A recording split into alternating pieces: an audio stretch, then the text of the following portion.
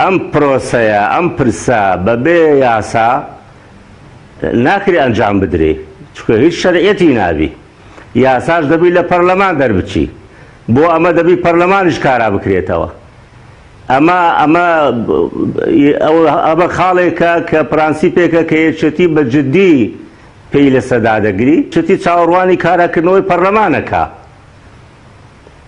ئێستا لە دوای جەژن خولێکی تری کۆبوونەوەکان دەست پێ دەکا. ئەگەر ئەم خولە سەرکەوتوو بێ لە کاراکردنەوەی پەرلەمان، بە دڵنیاییەوە کۆمیتەکەش دروستەکرێ، حزبیش دەبێ بە هاوکار بۆ پەرلەمان و پەرلەمانیش بارچی خۆی هەڵەسێ.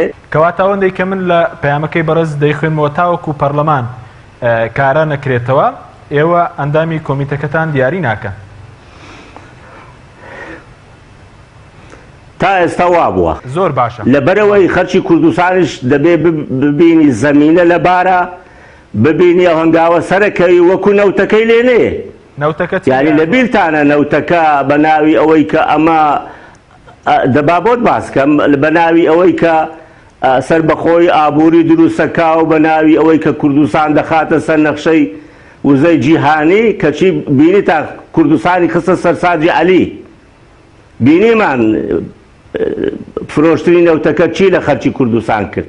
لەبەرەوەی خەرکی کوردستان ئامادە نییە جارێکی تر بەڕاستی مغامرە بە چارەنووسی خۆی بکە. باشە ئێستا بە پێی شارەزایان، بە پێی حتا وەزیری نەوتی عێراقی، ئەو ڕێژەی نەوتەی کە دەفرۆشرێ بەشی ئەوە دەکات کە تۆ ئەم پاشەکەوتە هەرگری و موچە بگەڕێنەوە دۆخی جارانی